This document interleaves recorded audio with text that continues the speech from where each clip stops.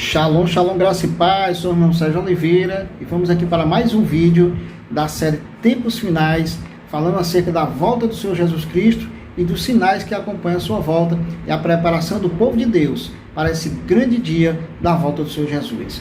Então aqui nessa sexta parte, nós vamos aqui dar continuidade no entendimento dos sinais, no entendimento de como sucederão essas coisas e no dia da volta do Senhor Jesus Cristo, o que a Bíblia nos diz sobre tudo que vai acontecer. Amém? A Bíblia fala aqui também em Mateus capítulo 25, a partir do verso 31. Ela diz, quando vier o Filho do Homem, aqui em negrito diz, o grande julgamento, né? Então aqui ele fala um pouco, ele faz um resumo do juízo final, a volta de Jesus e o juízo final, um resumo, porque a gente vai estudar o juízo final propriamente dito, lá em Apocalipse capítulo 20, tá certo? Mas isso aí depois nos próximos vídeos.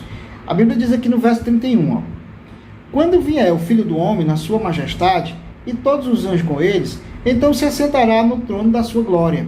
E todas as nações serão reunidas em sua presença, e ele separará uns dos outros, como o pastor separa dos cabritos as ovelhas. Então, o nosso grande pastor, ele separará os bodes das ovelhas. Então, o Senhor Jesus, ele faz a separação, né, do joio e o trigo, do trigo e do joio. Ele faz a separação da luz e as trevas. Ele faz a separação daquele que serve e daquele que não serve. Ele faz a separação daquele que é verdadeiro e daquele que é falso. Então, o Senhor Jesus, ele faz a separação. Por quê? Porque ele deu condições, ele deu oportunidade, ele deu chance. Se a pessoa quer ou não quer. Você tem que usar o seu livre-arbítrio para a bênção. É a bênção e a maldição.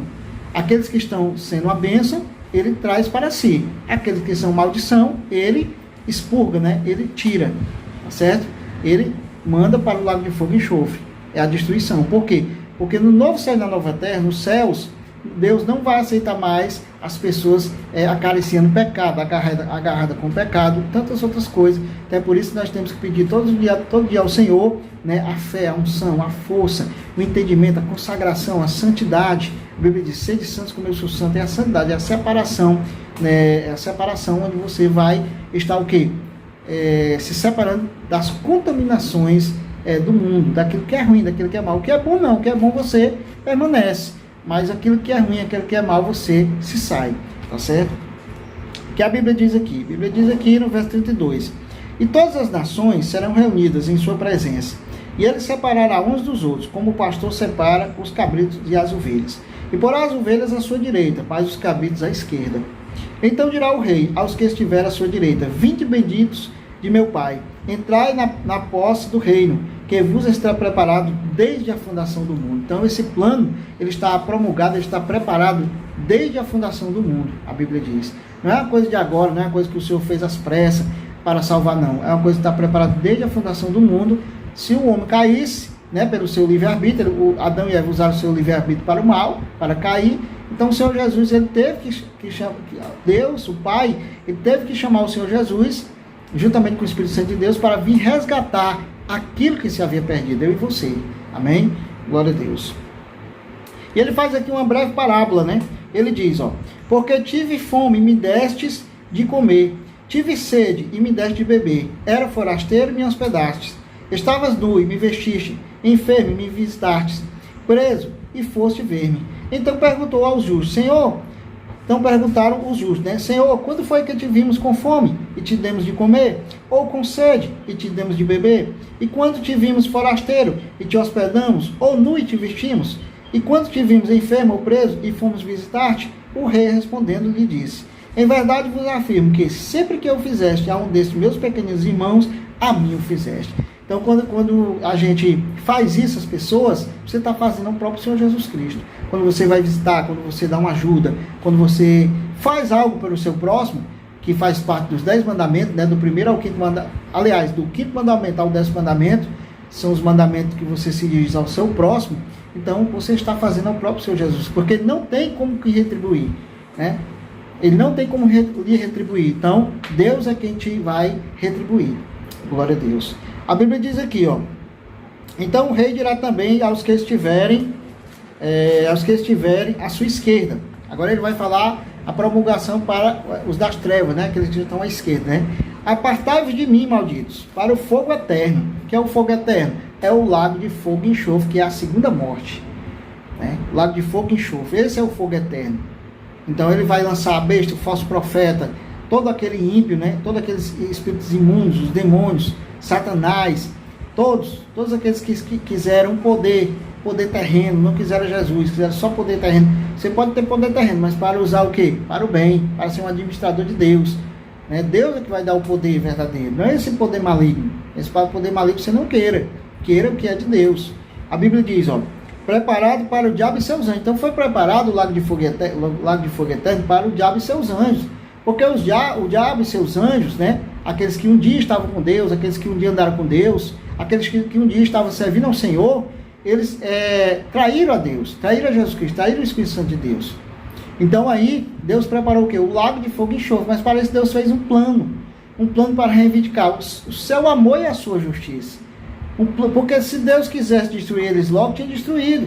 Se Deus quisesse destruir toda pessoa que pecasse assim que pecasse, destruía. Mas Deus é um Deus de amor, porém também é um Deus de justiça. Por isso que ele fez o plano, para que seja reivindicado perante todo o universo, perante todos os seres criados, que Deus é amor, mas Deus também é justiça. Então só quando se completar tudo isso, é que o Senhor Jesus volta, para que reivindicar o amor e a justiça de Deus em Cristo Jesus e também pelo Espírito Santo de Deus. Então isso é muito importante, isso é muito sério, isso é muito seríssimo. Então por isso que ele diz aqui, ó, preparado para o fogo eterno, para o diabo e seus anjos. Não foi preparado para os seres humanos. Os seres humanos vão por quê? Porque não querem aceitar Jesus Cristo como único legítimo Salvador.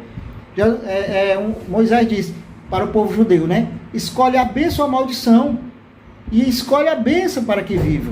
Hoje em dia o povo está escolhendo o que? A maldição. O povo não se quer se desraigar do pecado. O povo não quer se ajoelhar pedindo perdão a Deus. O povo não quer se ajoelhar pedindo força a Deus para se sair do pecado. Então por isso que vai ser destruído no lago de fogo e enxofre, que arde com fogo e enxofre, que é preparado para o diabo e seus anjos. Mas muitas pessoas também vão, porque são aqueles que não estão escritos no livro da vida do Cordeiro, certo? Então vai ser jogado também lá. Deus não vai aceitar mais. Deus tem um limite, né? A graça tem um limite. Então quando chegar esse limite, aí ninguém mais se salva. Por quê? Porque não quiseram aproveitar a oportunidade na época oportuna. Por isso que eu digo, aceite a Jesus como seu único e legítimo Salvador. Eu e você, todos os dias devemos pedir perdão, devemos se autoexaminar. Senhor, como é que nós estamos? Será que eu estou bem? Se eu fiz alguma coisa errada, eu tenho que pedir perdão, eu tenho que me policiar, eu tenho que fazer o certo. E assim a gente tem a segurança e a certeza de estar com o Senhor Jesus Cristo. Verso 42 diz, porque tive fome e não me deste de comer, ó. Tive sede e não me deste de beber, sendo forasteiro não me hospedaste, estando não me vestiste, achando-me enfermo, preso, não foste ver-me. E eles lhe perguntaram, Senhor, quando foi que te vimos com fome, com sede, forasteiro, nu, enfermo ou preso, não te assistimos?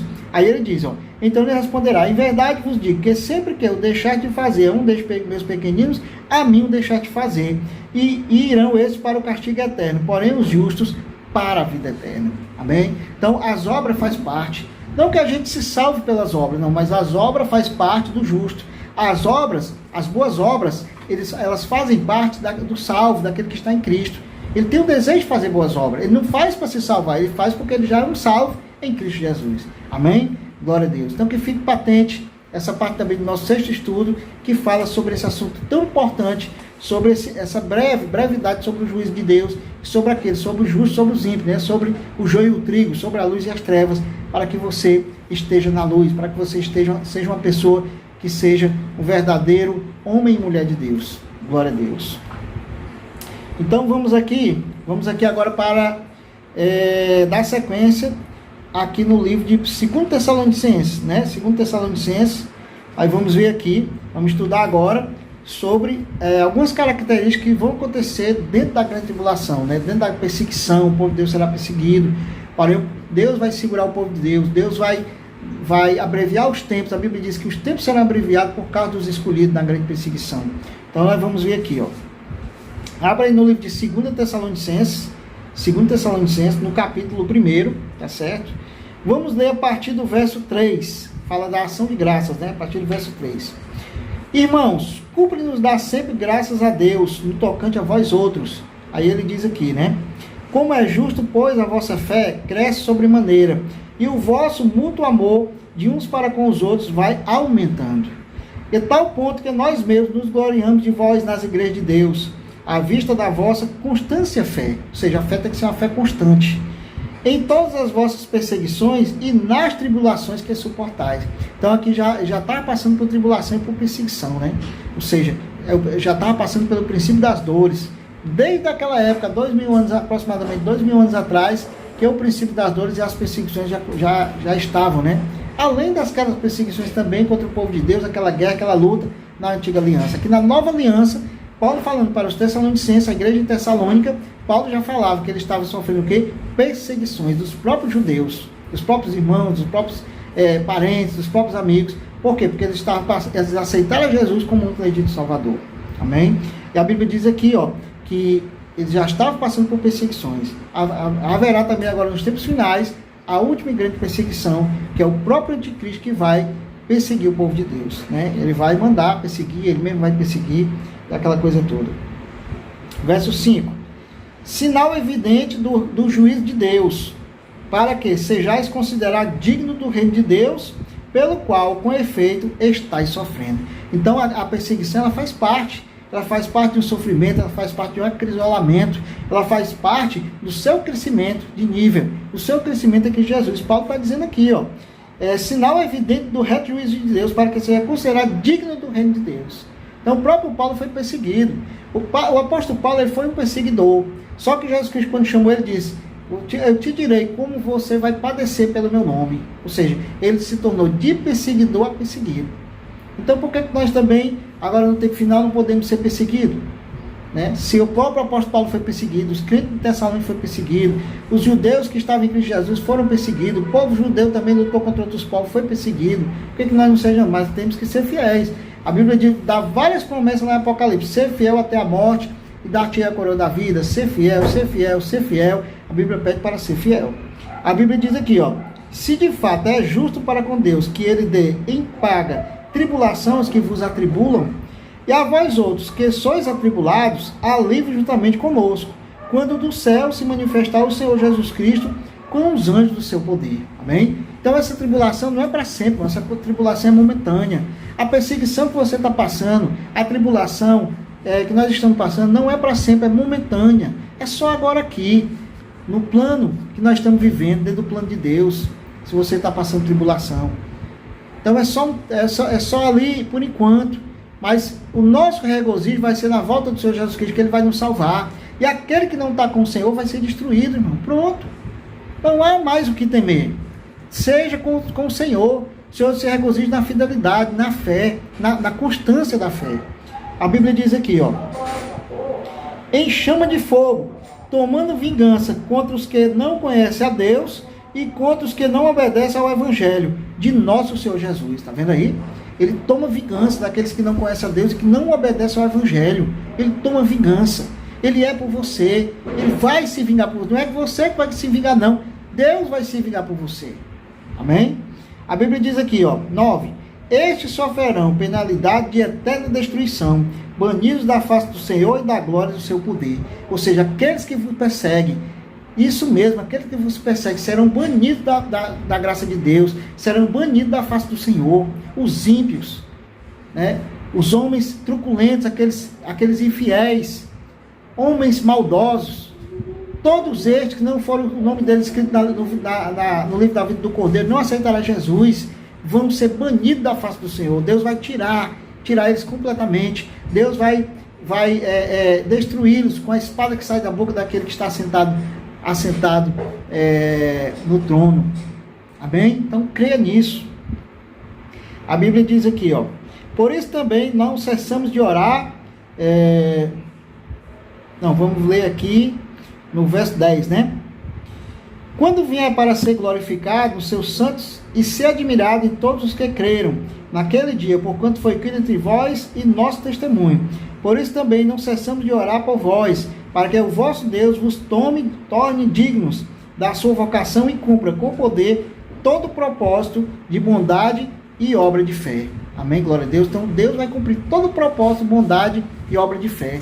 Glória a Deus. Ele vai cumprir todo o propósito, bondade na obra da fé. Ele diz aqui, Por isso também, verso 12, a fim de que o nome do Senhor Jesus seja glorificado em vós, e vós nele, segundo a graça do Senhor Deus e do Senhor Jesus Cristo. Amém? Então o nome de Deus vai ser glorificado em vós, vai ser glorificado na sua igreja. Agora vamos passar para a parte 2, do capítulo 2, né? Falando da vinda do Senhor, a revelação da apostasia, o homem da iniquidade, que nós vamos falar já do anticristo. Então preste atenção. Capítulo 2, né? Irmãos, no que diz respeito à vinda do nosso Senhor Jesus Cristo e a nossa reunião com Ele, nós vos exortamos. Ou seja, Paulo vai falar agora a respeito, novamente, da volta de Jesus, da nossa reunião com Ele. Nas bodas do Cordeiro, na ceia do Cordeiro, vai ser uma grande reunião de todos os eleitos e salvos do Senhor. A Bíblia diz, a que não vos demorais, aqui na minha tradução, da vossa mente, com facilidade, nem vos perturbeis, quer por espírito, quer por palavra, quer por epístola, como se precedesse de nós, supondo tenha chegado o dia do Senhor. Então Paulo está advertindo a igreja de Tessalônica que eles, na época lá, eles pensavam que Jesus já ia voltar. Apóstolo Paulo, Jesus já vai voltar e tal, aquela coisa toda. E Paulo diz, não é assim. Primeiro vai acontecer algumas coisas no mundo, para só depois Jesus voltar e arrebatar a sua igreja. Então creia nisso, entenda aí pela palavra. Primeiro vai acontecer algumas coisas, algumas características no mundo, para depois disso Jesus voltar e arrebatar a sua igreja. O arrebatamento é a própria volta de Jesus voltando e arrebatando. Não vê como nos estudos anteriores, ele mandou os anjos, né, buscar os escolhidos, arrebatar da terra e levar para os ares com ele, para as bodas do Cordeiro. Aí ele diz, ninguém de modo nenhum vos engane. Ninguém de modo nenhum vos engane, porque isso não acontecerá, sem que primeiro venha a apostasia. O que é a apostasia? É o afastamento de Deus. É a pessoa que estava com Deus, se afastou de Deus. Ele se apostatou, ele saiu do redil, ele saiu do aprisco. Chama-se apostasia. Ou seja, ele tinha um conhecimento, andava no caminho reto, e saiu, foi para o caminho errado. Ele se apostatou. A Bíblia diz, ninguém de modo nenhum vos engane, porque isto não acontecerá sem que primeiro venha a apostasia e seja revelado o homem da iniquidade, o filho da perdição.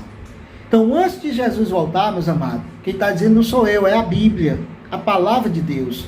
Consulte aí na sua Bíblia, examine aí. Diz aqui, ninguém vos engane, de modo nenhum. Ele ainda adverte assim ainda, né? E ele diz, isto não acontecerá, ou seja, falando acerca da volta de Jesus, sem que, né, primeiro venha a apostasia. Então, muitos que estão, por causa das perseguições, por causa dos acontecimentos, muitos que estão na igreja hoje, vão se apostatar, vão sair, não vão aguentar a pressão. E aí é que está a prova de quem serve e quem não serve a Deus.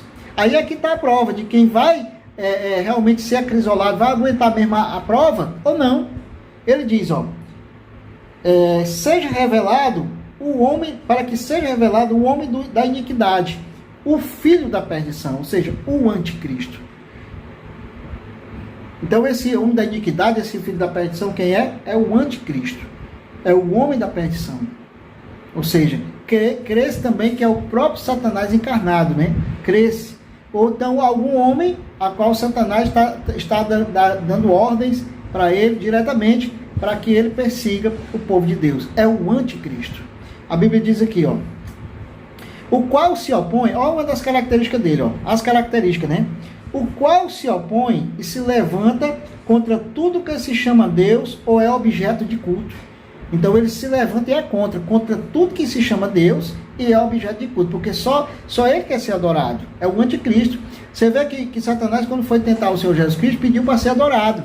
Jesus Cristo disse para ele o quê? Sai-te daqui, Satanás, está expulso, porque adorarás só o Senhor teu Deus, só a Deus, adorarás só a Deus, mas Satanás quer ser adorado. A Bíblia diz aqui, a ponto de assentar-se no santuário de Deus, olha o que ele faz, a enganação vai ser tão grande, que ele vai dar ao ponto de assentar-se no santuário de Deus, ostentando-se como se fosse o próprio Deus. Então o anticristo vai fazer isso aí. Você vê que as notícias já estão aí, né? Lá em Jerusalém já estão construindo o terceiro templo. né? O terceiro templo, que na verdade não precisa de templo, porque o templo somos nós, a habitação do Espírito Santo de Deus. Precisa o quê? O templo só para nós nos congregarmos como igreja. Aí é preciso, para que possamos levar nossos familiares, amigos, aquelas pessoas que aceitaram Jesus como um legítimo Salvador, a gente leva para se congregar, para ali juntos nós orarmos a Deus e adorarmos a Deus, no templo de Deus, né? Mas aqui, esse templo aqui que os judeus estão construindo, é o quê? Para que seja feita novamente, né, aquilo que Deus já não quer mais que faça, que são o quê? São os sacrifícios, são as comidas e bebidas, né, que acompanham o sacrifício que tinha no templo, né, são os cerimoniais que acontecem no templo. Então não precisa mais, mas eles estão construindo por quê? Esperando o Messias dele lá, que não é o Messias verdadeiro, que o Messias verdadeiro, Jesus Cristo já veio, está aqui. O Deus da nova aliança, Deus tanto da antiga como da nova aliança, o Deus das duas alianças, é Jesus Cristo. Ele é que é o verdadeiro sacrifício. Mas os judeus estão construindo um templo, chamado de o terceiro templo, já treinando os sacerdotes para esperar o Messias, porque para eles o Messias não veio ainda, eles querem o Messias carnal. Jesus Cristo vem no corpo ressurreto. O verdadeiro Messias, que é Jesus Cristo, já veio e vai voltar novamente para buscar a sua igreja. Mas o homem do pecado, o filho da perdição, o anticristo, ele vai se assentar no santuário de Deus, querendo o seu próprio Deus. A Bíblia diz, não vos recordai de que, ainda convosco, eu costumava dizer-vos estas coisas. O apóstolo Paulo advertia já a igreja de Tessalônica, há aproximadamente 2000 anos atrás. Imagine agora, meus amados, o nosso tempo. Estamos agora aqui em 2021. Imagine agora. Os tempos finais estão se aproximando. É tempo da igreja se preparar para os tempos finais. A Bíblia diz aqui, e agora sabeis o que o detém. Isso aqui é muito importante.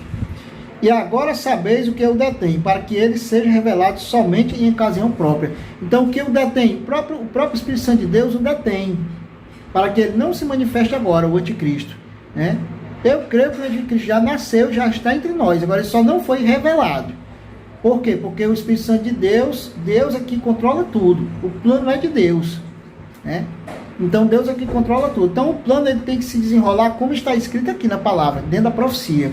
Então ele não foi revelado ainda. Uns acham que é o presidente da França, o Emmanuel Macron, né? Acham que ele é o anticristo. Outros acham que é o genro do ex-presidente Donald Trump, né? Jared Kushner, né? Mais ou menos assim o nome dele. Outros acham que é um muçulmano, um anticristo, né?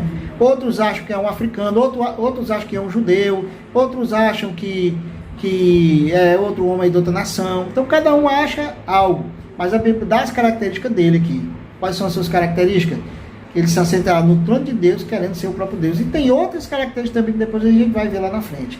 Tá certo? O número 666, né? Acompanha. E outras características. Então não podemos dizer com certeza quem será, mas podemos dizer as características. Certamente aquele que tem as características mais próximas, ele está mais próximo de ser realmente o anticristo. Mas ele só vai ser manifestado quando da permissão de Deus permitir. Aí ele vai ser manifesto, o anticristo. Tá certo? No tempo determinado também. Então nós vamos ver aqui, o caráter do homem da iniquidade e a sua derrota. A Bíblia diz, com efeito, o ministério da iniquidade já opera, e aguarda somente que seja afastado aquele que agora o detém. Então, o ministério da iniquidade já opera, já está no mundo. Desde Caim, o ministério da iniquidade opera, tá certo? Desde quando Adão e Eva comeram o fruto proibido, pronto, ali começou o ministério da iniquidade, entrou o pecado no mundo. A iniquidade é o que? É o pecado, né? É a transgressão. Então, o ministério da iniquidade já opera, tudo que é contra Deus e contra Jesus Cristo. Mas só que a sua manifestação do último anticristo, porque os anticristos já estão no nosso meio. João, na sua carta, diz que os anticristos já estão no nosso meio, tá certo? Mas o que o detém agora é o Espírito Santo, tá certo? Aí ele diz aqui, já opera e aguarda somente que seja afastado aquele que agora o detém. Ou seja, o Espírito Santo está o detendo, mas quando o Espírito Santo soltar ele, para que ele se manifeste, ele vai se manifestar. Veja bem, não é que o Espírito Santo vai sair da terra, não, amados. Não, muitas pessoas interpretam erroneamente. Eu provo aqui na Bíblia que essa interpretação de que o Espírito Santo sairá da terra não é verdade. O Espírito Santo não sai de lugar nenhum, o Espírito Santo é Deus. A Bíblia diz que Deus é Espírito, é o Espírito Santo. Então Deus ele é onipotente, onipresente e onisciente. Se você pegar um foguete e for daqui para a Lua, o Espírito Santo está lá. Se você for para Marte, o Espírito Santo está lá. Se você conseguisse pegar uma nave espacial e viajar anos-luz para outro universo, outra galáxia, o Espírito Santo está lá. Se você viajasse, voltasse no tempo para o futuro, para o passado, seja por onde fosse, o Espírito Santo está lá. Então o Espírito Santo é onipotente, onipresente e onisciente. O Espírito Santo é Deus. Então ele não pode se retirar de canto nenhum, porque o Espírito Santo é o próprio, está em todo canto do universo.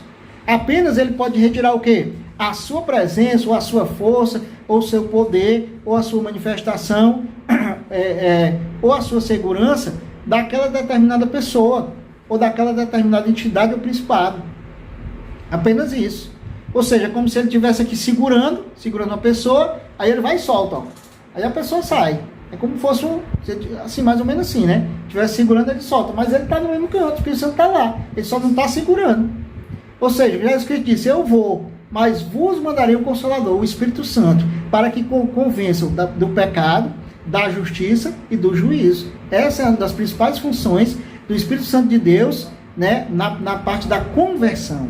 Então o que vai acontecer? Vai chegar um certo momento que o Espírito Santo de Deus não fará mais essa parte de converter. Por quê? Porque o número do conservo do Senhor já estão completo. Lá em Apocalipse nós vamos ver isso. Quando o número dos salvos se tornar completo, que chama os conservos do Senhor, então o Espírito Santo de Deus não vai ter mais a sua função de converter, porque já se completou.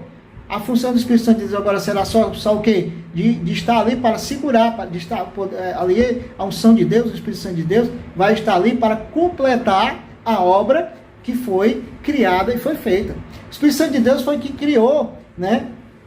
O céu, o mar, a fonte das águas, a luz. A Bíblia diz que ele pairava, a Bíblia diz que havia trevas sobre a face do abismo e o Espírito Santo de Deus pairava sobre as águas. A presença do Espírito Santo de Deus já estava na terra. Aí quando Deus diz, haja luz, o Espírito Santo de Deus fez a luz. Porque esses três são um. Esses três são unidos e esses três são um. O Pai, o Filho e o Espírito Santo. Amém? Então é preciso que nós entendamos isso. Né? Uma coisa é o Espírito Santo deixar, outra coisa é o Espírito Santo soltar, outra coisa é o Espírito Santo te dar unção, outra coisa é o Espírito Santo manifestar algo em você, te dar dons espirituais, e assim o Espírito Santo ele age da maneira dele. Quando é para dar os dons espirituais, o Espírito Santo me dá o dom da revelação, me dá o dom do estudo bíblico, me dá o dom do ensino. Esse é um dom do Espírito Santo. Aí o Espírito Santo vai na outra pessoa, dá o dom de louvar, dá o dom de pregar, dá o dom de ser um pastor, dá o dom de ser um apóstolo, o Espírito Santo. A mim ele deu o dom de ensino, deu um dom de evangelista. A outra ele dá o dom de mestre. A outra ele dá o dom de profeta. Ou ele pode dar os três dons numa só pessoa. Se ele quiser, ele dá. É Deus, o Espírito Santo é Deus. O poder de Deus. Ele que dá quem ele quer e dá a quantidade que quer. É o Espírito Santo de Deus. Então nós devemos entender isso. Quando ele diz, há um que o detém. É o Espírito Santo de Deus que está detendo. Quando o Espírito Santo disser, vai, né? Quando o Espírito Santo disser assim, vai, ele vai fazer a maldade que ele quer fazer. Jesus Cristo disse para Judas, Judas, o que está no teu coração, vai e faz. Ou seja, o que ainda estava segurando ele? A ordem de Jesus. Quando Jesus Cristo disse para Judas, o que está no teu coração, vai e faz, Judas foi e fez. Pela maldade do coração dele. Tá vendo? Então é mais ou menos assim. Mais ou menos assim não. É assim a maneira que o Espírito Santo de Deus age. Glória a Deus. Então vamos aqui de novo aqui no verso, já estamos com 28 minutos, não, mas vamos aqui no verso, só para finalizar aqui, no verso 8, né? Então será de fato revelado o iníquo, né? A quem o Senhor Jesus matará com o sopro de sua boca e o destruirá pela manifestação da sua vinda, tá vendo aí? Então, ele vai deixar que o iníquo, né? Que é o anticristo, manifeste toda a sua fúria, né? Perseguindo o povo de Deus, fazendo o que ele quer fazer. Aí depois, quando ele vier, ele vai destruir o anticristo com a sua presença. Amém? Glória a Deus. Aí aqui ele diz, ora, o aparecimento do iníquo é segundo a eficácia de Satanás, com todo o poder e sinais e prodígios de mentira. Então cuidado, que o anticristo também faz milagre, o anticristo também vai fazer sinais, vai fazer maravilha para enganar o povo, né? De mentira. Deus vai permitir, né? Mas ele não vai deixar que o justo ele seja enganado. A Bíblia diz que, se possível for, enganaria até os escolhidos. Se possível for, né?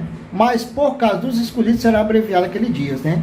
Então a grande tribulação também ela vai ser abreviada por causa dos escolhidos, né? Então o povo de Deus ele vai estar presente na grande tribulação. Por quê? Porque a Bíblia diz que a grande tribulação vai ser abreviada por causa dos escolhidos, por causa do povo de Deus, né? Que são quem? Quem são o povo de Deus? Outra coisa que as pessoas se confundem. As pessoas pensam que o povo de Deus só é o judeu, ou só é a igreja. Não. Irmão, a igreja e o povo judeu hoje são um povo só. Depois nós vamos ver no próximo capítulo, vamos ler Efésios capítulo 2. E outras partes também que Paulo fala. Somente há um Espírito, uma só igreja, uma só fé, uma só cabeça que é Jesus.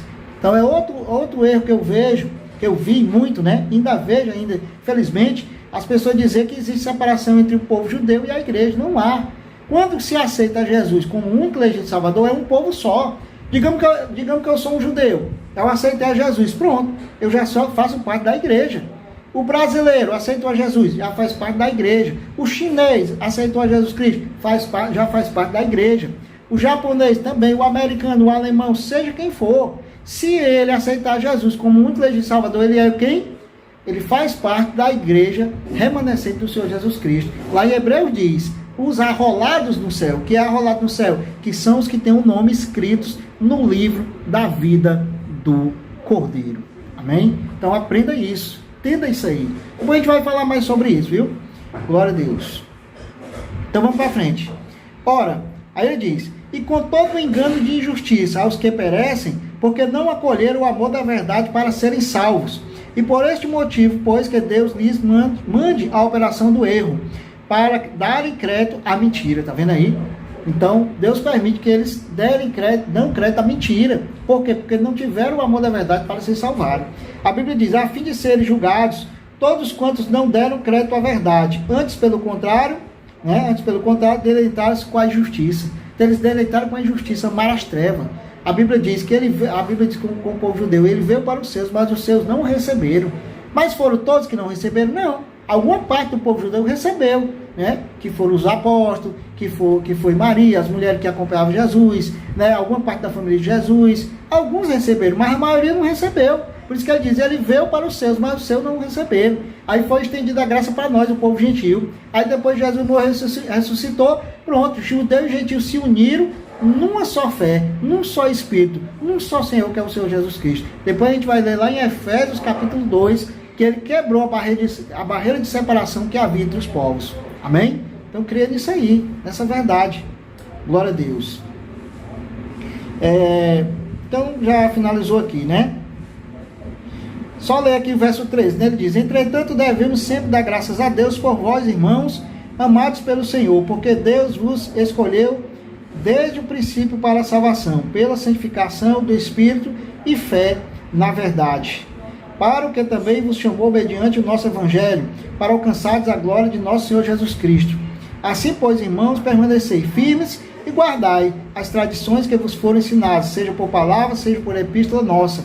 Ora, nosso Senhor Jesus Cristo mesmo, Deus, nosso Pai, que nos amou e nos deu eterna consolação e boa esperança pela graça, consolem o vosso coração e vos confirmem em toda boa obra e na boa palavra. Amém? Glória a Deus. Então já vou finalizando aqui essa sexta parte, dando glória a Deus, muito feliz, estou muito feliz de estar aqui passando esse conhecimento maravilhoso, esse estudo bíblico para você, meu amado irmão, minha amada irmã, para todos vocês que estão nos acompanhando, amigos e amigas, aqui nesse estudo Tempos Finais, que possamos nos regozijar e nos preparar a cada dia, no temor e tremor de Deus, na santificação do Senhor, porque o Senhor quer uma igreja forte, uma igreja edificada na palavra e na presença, na unção de Deus. Amém? Glória a Deus, graça e paz. Curta, compartilhe, envie essa mensagem também para todos aqueles que você acham que devem receber essa mensagem. Faça o vídeo do Senhor Jesus compartilhando essa palavra. Aqui no canal Sérgio Oliveira no YouTube, também estou no Instagram, no canal Sérgio Oliveira